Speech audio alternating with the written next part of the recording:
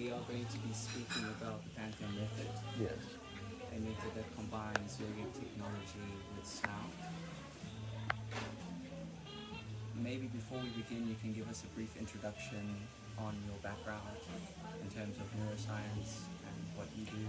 Well, my background is very varied, I would say, because I'm not only an MD and a PhD in neuroscience, but I'm also a mystic. In other words, I'm the creator of Psychoneuroenergetics, which, like the word says, psycho means the mind, the brain, and the neurological system, and energy, where energy is conceived not only as electromagnetic energy, the one that makes our phones work, but also subtle energy and spiritual energy. So what I do basically is integrate quantum physics with neuroscience and spirituality. Again, I'm a scientist, but I'm also a mystic. I'm also a master of energy. I lived in India for some time in the past, in the 70s, and I learned about bioenergy. So basically, that's what my background is. I'm also a retired professor from several universities in the United States, including Florida International, Nova University, and others. And I'm now in Bali, just enjoying the nice quantum energy field that is here. Could you speak a little bit about your background in neuroscience? You mentioned Well, I actually started my background in neuroscience through linguistics. I was first a linguist. I studied several linguistic theories, primarily the Chomsky's theory of transformational grammar. I had some publications on the subject as they related to Russian now. And then I delved into neurolinguistics, which is, of course, the brain and language, and what goes on in the brain when a person acquires a language, a person has problems, linguistic problems like aphasia, etc. And from there, I extrapolated my study of the brain, not just to the areas of the brain that deal with the language aspect, Broca's area, Wernicke's area, but I got involved into neuroscience, and I got involved in some research that has not yet been published, but I'm in the process of publishing, and is on what goes on in the brain when certain abilities are enhanced.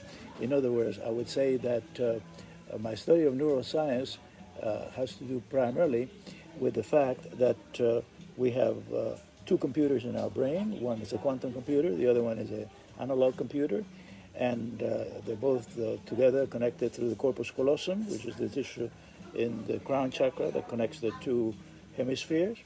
And I've studied neurofeedback, what happens in the brain when people undergo certain changes, when people are involved in meditation primarily, how the wave frequencies of the brain are affected, the different wave frequencies that you know, the alpha, beta, theta, even gotten into research into the peak experiences that are produced by the gamma waves.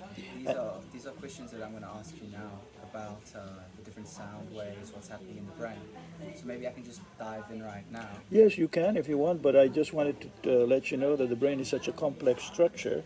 I mean, trillion neurons, and each neuron being capable of doing 100,000 connections, that we are still in infancy. As far as brain studies are concerned, we still have to map the entire brain, and I'm in the process of doing that using MRI equipment and also using neurofeedback and electroencephalograms. So none of these studies are really definitive yet because of the fact that we are dealing with such a complex electromagnetic organ. Sure. Yeah, thank you for the information. It's very important to do studies so that we can prove that these ancient practices can benefit the modern world. Well, the ancient practices actually do benefit the modern world, and there's evidence already, but we can do further evidence. Yes, now that we have the sophisticated equipment that we do with the MRI and the an electroencephalogram and a neurofeedback, we are capable of finding new research and new areas in the complex study of the brain. And of course, I don't just limit my study to the brain, because the electromagnetics of the body is such that we also have around 600,000 neurons in our heart. And I'm involved in studies with heart and brain coherence. So we'll go ahead and ask you your questions. How did you feel after the pantheon method? Well, the pantheon method that I experienced a few days ago, in a way, is similar to what I had studied and experienced in the past, in the 70s in India. That method, of course, is based on a very ancient method that was used by the yogis and was kept secret for many years. In the 70s, when I was in India doing my study of the brain, meeting the avatars and studying how their brain functioned and what made them tick, why was it that they were able to control their blood pressure, they're able to control also some autonomic functions of the body. So I encountered several people there who in India who are called gurus, because guru means a teacher, and I studied their neurological makeup, not with enough equipment at the time, because at the time the technology wasn't there. This technology became more advanced in the 21st century. Right now, of course, it's quite advanced. So your question then was, again? How do you feel, or how did you feel after experiencing the pantheon method? Well, again, like I said, I experienced that method before in India. The pantheon method had one enhancement, one very powerful enhancement, the fact that you're using binaural frequencies and sound frequencies. Maybe we'll hold on to that. I'm going to ask them to maybe make less noise. Excuse me, refilming. If possible, make stop this. 5 minutes. Yeah. Thank you. Sorry, ask again. Okay, like I was saying, the pantheon method has an advantage over the old traditional methods that I had studied in India because of the fact that you have enhanced the potential of the method using the binaural technologies and the sounds. Of course, there's a need to do more enhancement to that approach right now. I can ask. But to change place. We filming documentary. We're going to film it. And it's a little bit less noise, yeah. I know, but you don't have to make so much noise. If possible, just 20 minutes.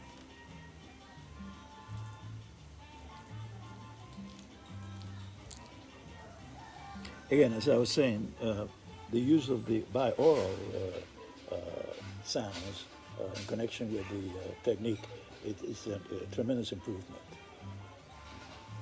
Would you recommend meditators set an intention before the practice? Recommend what now? If other meditators would set an intention before Well, the practice? obviously, an intention helps in concentration and in focusing. Intention is most important, but it can be enhanced with other additional techniques that I can bring in to you in the future. One of the main benefits of this practice is cleansing emotional blockages. What is happening within the human system? Well, when the meditation or the pantheon method is administered, there goes the participants go through with a catharsis. This was also true of the traditional method that I worked with in the 70s. And the catharsis comes in a form of either crying or feeling a tingling sensation in the body. It's very individual for the person that is involved because it has to do very much with the neurological makeup of the individual, and not also neurologically, but also psychologically. So some people undergo crying, others undergo laughing, and others undergo some pain, others undergo through kriyas or involuntary body movements. So it's all very individual, but definitely there are cathartic experiences that take place. I like what you say that every experience is unique. Yes, And that's what every we've been experience is seeing. unique, and not only every experience is unique. A person can have one experience in one meditation, then have a different one in another, because you see, what happens is new connections, neurologically speaking, are created all the time. Remember, I said that the brain has 1 trillion neurons, so we can create neurological connections and pathways all the time, and the method does enhance the ability to do that. Yes. From our experience, every single meditation, and even with my own personal experience, it's always different. Yes. But it feels as if the method deals with the emotional blockages first, and once that is dealt with, it starts moving more into the creative realm. Yes, of course. Why is this happening? You have to deal with the emotional blockages first all the time, even in therapy with patients. You have to work first with the emotional blockages and then go further. Many meditators describe the third energy center, solar plexus, the hardest to move through. Why would you think this is? You said solar plexus after that, didn't hear The you? third energy center The third energy center. is the hardest for people to move through. Yes, it is the hardest for people to move Why? through, because most of our blockages we keep there in the solar plexus, and of course the solar plexus is like the energy center that transcends or that connects the lower chakras with the higher chakras of the So body. you would call it a bridge, a storage It is the room. bridge, It's the correctly. bridge It connects the two. between the lower energy centers and the higher Exactly. energy centers. I would not say low energy centers, but I would say with the less coherent, three. the less coherent 3 energy centers of the lower part of the body, with the more coherent energy centers of the upper part of the body. That's the way we are made up as a Homo sapien. You see, this is the way the Creator set us up. Would you speak a little bit about the energy centers? Well, yes, the energy centers most people know about. They refer to different colors. Red being the energy center of the base, purple being the energy center of the crown chakra. They refer to different colors because they are actually light. You see, we're energy, light, and information. We're basically light. Now, this phone is energy and information using the quantum model of technology, but we are energy, light, and information, not using just the quantum model, but we're also light, which of course light can also be a frequency and a particle, and that's why we give out biophotons and we receive biophotons. And in the meditation, there's a rearrangement of the quantum field that surrounds us. We are a quantum field of energy, and basically that energy is light. And we've been able to photograph the light through the GVD camera with my colleague in Russia. So when I did my research, part of my research was on What is happening in terms of the frequency, the vibration? What happens in terms of frequency? Well, you see, because it feels that the vibration changes. Yes, somehow. yes, You yes. enter a different Let me go field. back to the issue of the chakras. The chakras. If you've seen a rainbow, everybody has seen a rainbow, right? You see a rainbow, you will find that you have violet on one side, you have red on the other, and then you have in between yellow. The energy center of the solar plexus, of course, is yellow. That's why it's called solar plexus. The color of the sun. The lower chakra is red. The heart chakra is green, and it's because since we are light, the chakras represent different frequencies in the decomposition of light. So light if it goes through a prism, a prism, you will find that it creates a rainbow effect. You can see that light decomposes into red, orange, yellow, blue, up to From gross to subtle. pardon? From gross to subtle. From where? Gross to From subtle. gross? So gross means from more material. Yes, yes, of To- course. From the more material to more subtle. Yes, that is correct. But then beyond the ultraviolet, you have, I mean, before the violet, beyond the violet, you have the ultraviolet. And before the red, you have the infrared, which is the, but what people don't understand is that, the physicists don't understand even this concept, is that when the light decomposes, it doesn't decompose just in the colors that we can see with our eyes. The most important part of the light refraction is what you don't see. You see, it's not the rainbow, it's really a circle. Light decomposes into a circle, and then it goes into areas that are called subtle energies beyond the ultraviolet, and it goes in that area, and it goes also into the Rengen, the X-rays, which we don't see either, but we see the effects of them, you see. And it goes into the areas of where the light decomposes into frequencies where we are not capable of watching because we don't have our eyes are not cannot process the information, and our brain cannot process the information because the eyes are limited. The eyes can only see colors. It seems that the most profound experiences during the method happen during the breath retention phase. Yes, it does. It does. It does. Breath. When you hold in the breath, you are actually able to bring in the energy from the lower chakras into the higher ones. What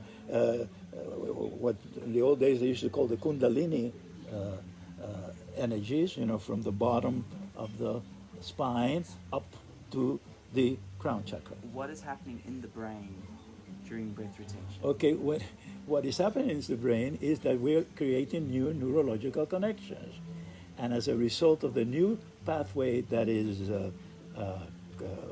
created, you get the side effects, which is the catharsis in the case of people who are working certain issues, or you might get the laughing. The body starts reacting because we don't have a mind. We have a body. We have a body-mind. I don't have a word for it, so I have to say it fast. Body-mind. They're two aspects of the same thing. They're two manifestations of the same thing. And the subconscious part of our mind, which is the most important to a certain extent, is related directly to the body. So you're working some subconscious issues, you see, and you're connecting new neurological connections During breath retention. Pardon? During the breath During retention. the breath retention, phase. correct. Mm-hmm. People who have experienced this method, and especially the breath retention phase, they speak about this space or inner space. Mm-hmm. It's almost as if they have created more inner space or moved into a different space. Mm-hmm. Mm-hmm. Where normally it's full of thoughts, of internal chatter. They enter this space where, Yes, they enter into a kind of like what the Buddhists call the emptiness, the empty space, so to speak. That moment when we do the breath retention, and you change your gear from... It feels like a gap. The gap. From inhalation yes. into exhalation, that's the gap. And that's where the Buddhists talk about emptiness. So the exhale is also activating the parasympathetic nervous system. Yes, of course. So you exhale, you're letting go, and then you're holding that. Right. And during that hold, you're entering different spaces. Right. You enter that allow creativity to come through, for example. That allows what? Creativity. Yes, of course. Ideas. Not only creativity, a lot of things come through. Because you see, that empty space is really not empty. The Buddhists say it's the emptiness. Empty space is full of energy. It's full of subatomic particles going around, and full of possibilities, you see. So this is where the Buddhist tradition does not involve quantum physics, you see, because quantum physicists, they know that empty space is not empty. It's actually full of subatomic particles, and it's full of energy, okay? It's full of photons and neutrinos and all sorts of different subatomic particles. We're now trying to find about these particles in Switzerland, where they have these experiments, Don't you find it to be interesting that people can cultivate these states by choice? where they have the ability, by breathing a certain way, using breath retentions, using sound, using all these things, to access these states. That's right.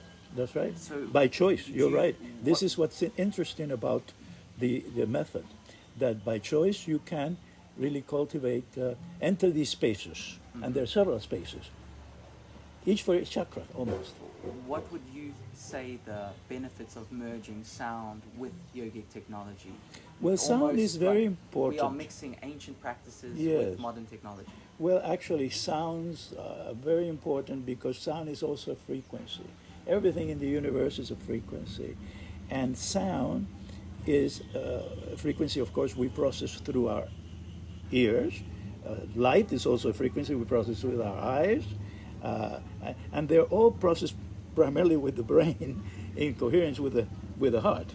So, but we're limited, of course, with our makeup, with our neurological and also our physical nature, so that we can only see the colors of the spectrum of light, and we can only hear certain frequencies with our ears. You see, there's some frequencies that are ultra frequencies beyond the ones we are capable of processing, that some animals have the ability to, depending on their species. You see, for example, the dolphins, they can get sonar frequencies. They're made up. Their neurological makeup is that way, because that's the way the brain of the dolphin is created by the creator. You know.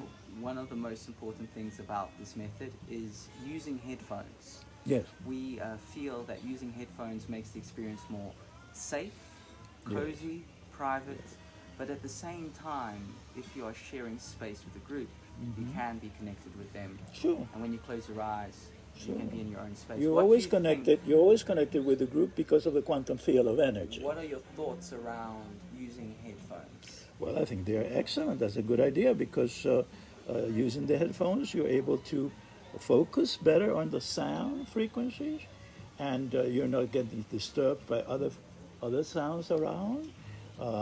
I would encourage you to not use headphones, to use an additional technology that I'll open to you in the future. Top secret right now. No, but in the future, I'll open to you. This is not the time to do it, or the place to do it, because that will make then the experience much more a whole brain experience, and it will then enhance the gamma frequencies, not just in some areas of the brain, but in the entire brain. And then we're talking something about that will be tremendous contribution, not just to the problems of mental health, but to medical science. But let's leave that for the future. Version 2.0. Pardon? Version 2.0 with Dr. Octavio. Yeah. That's coming soon. Good.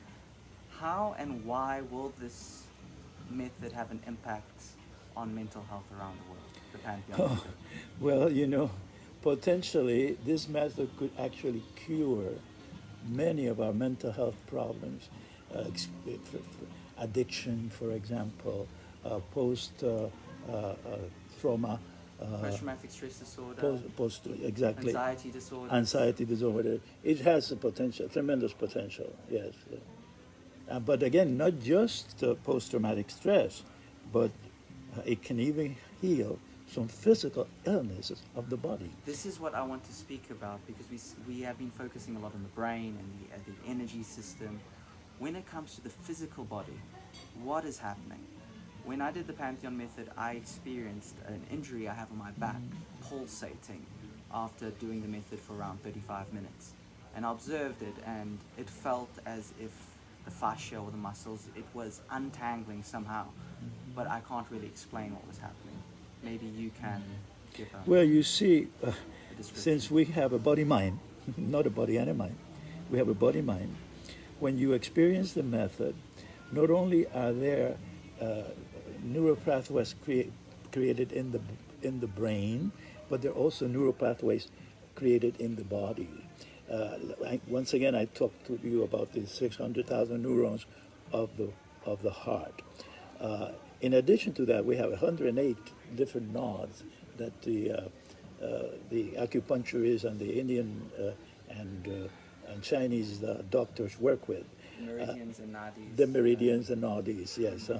the meridians are naughty. So what really happens is that when the energy, because you're dealing with energy, you're dealing with bioenergy, you know, when the energy goes from the brain to the heart, or both, or the kundalini energy comes from the bottom here of the back higher to the higher chakras, what happens that there is also an impact on the cellular makeup of your body, and the healings can take place, and these healings, physical healings as well as mental healings, mental health healings, can take place not only at the level of the brain, but all the neurological system. Because remember, the brain is just the controller of the neurological system, okay? There is, in addition to that, neurons that are throughout the body that we use for movement, for balance, for and the neurological information goes to the individual cell. You know, so. What processes are happening in the body and brain in terms of oxygenation during the method? Well, as far as oxygenation is concerned, there's more oxygen going to the whole neurological system. I would say not just the brain, but the whole neurological system, because you are actually working with prana, what the Indians call prana. You're working with life force. With the life force, yes. And it's the life force that heals, you know. It's not us doctors that heal. It's not the pharmaceuticals that heal. It's the energy that heals, the energy of the life force. This is what the Western world is lacking. Well, yes, it's not lacking to it completely, you know, but the Western world has placed the emphasis on pharmaceuticals because they're the quick fix, you know. And of course, the pharmaceutical industry is a very important industry in the West. But the pharmaceutical industry, all it does is make condition better for the life force to heal. The actual healing is the life force, not the pharmaceuticals. They're just the catalysts, okay? But there can be other catalysts. They don't have to be just pharmaceutical. And this method can enhance the pharmaceutical methods. In other words, it doesn't have to be an exclusive thing. It can be a complementary. It can enhance very much what we do with pharmaceuticals. I'm a doctor, so I don't knock the pharmaceuticals. They're good advantages, but we need to balance it first. This method is all about balancing. Yes, balance. Ancient Eastern practices with modern Sure. Western technology. So remember, in the ancient world, they didn't have the pharmaceutical industry. They had the plants, you know, which was based. The whole pharmaceutical industry originally was based on the plants and the nature and the life force from the plants. The plants also give off biophotons, you know. Speaking about life force, why does using a mudra and bandha energetic lock enhance the pantheon method? Well, the mudras actually happen. They just happen as a result of the practice of the pantheon method, of the ancient practice that now has been enhanced by your pantheon method, and can be even further enhanced by other means that we'll talk in the future. So yes, no doubt, the mudras are a result of the kriyas to a certain extent. The mudras are kind of kriyas, but they're very, I would say, very coherent kriyas. They're not the shouting and the catharsis. You know, when you go from catharsis into kriyas, when the kriyas go from a cathartic kriya into a kriya of that is coherent, you get the mudras. The mudras happen. Most of our audience won't be familiar with the term kriya. Yes. Could you give a brief Well, a description? kriya is something that, I know most people don't know. You have to have experienced them or been to India and done the kriya yoga and the kriya meditations. But the kriyas are nothing but involuntary body movements that happen. They happen neurologically in the brain and then also in the rest of the neurological system. And this is what's very interesting. You know, as far as the crown chakra is concerned, you know, right here we have the violet crown chakra. And I like to call them by colors, not by Muladhara, or the terminology that the ancient Sanskrit used. And here is the corpus callosum. The corpus callosum connects the two computers that we have, the quantum computer with the analog computer. And right under the corpus callosum, just by coincidence, I'm just saying by coincidence, there's no coincidence, but just by coincidence, you have the pineal gland. And the pineal gland is the regulator of the endocrine system, the hormonal system. And it all intersects here in this chakra. That's funny that the Creator had done it that way. Why not another chakra? I don't know. Who would you recommend this practice to? Oh, I recommend this practice to anybody. I mean, anybody who wants to go through healing processes. This is a great practice to heal, just to heal anything. To heal not just post-traumatic stress, but, anxiety, all sorts of mental health problems, and even some physical problems. Any thoughts you'd like to share about the Pantheon method and future of healing practices? Well, eventually, you see, in the future, we're going to have not just the Pantheon method, you're going to have the equipment that I'm working on right now, which is an electromagnetic field that you will heal people without the pharmaceuticals, or at least heal them by doing energy or quantum physics. In other words, using physical fields, quantum fields, to heal a field of energy that is our body. This would revolutionize the medical industry in the future, and in the future there will be one of these equipment. When in the future? Oh, it depends. You see, we're still working on the equipment right now. We have already gone as far as working with the magnets, creating the magnets. The magnets are controlled or connected to a program in a computer. The magnetic field from the box does both the diagnosis of what's going on with the body, and then after the diagnosis is done energetically, the field, the magnets are rearranged, and they create another magnetic field, electromagnetic field, this time a very coherent field. And by a law of quantum physics, when a coherent field meets the incoherent field of the patient, the strength of the coherent field makes the incoherent field conform. This is technology, quantum technology, that I'm working on right now in my project on Psychoneuroenergetics, that will come out in the future, in the future to come. I'm not going to say in due time. In due time. Yes. Dr. Otavio, thank you so much for this You're welcome. interview. I hope and I feel that we will be doing many more in the future.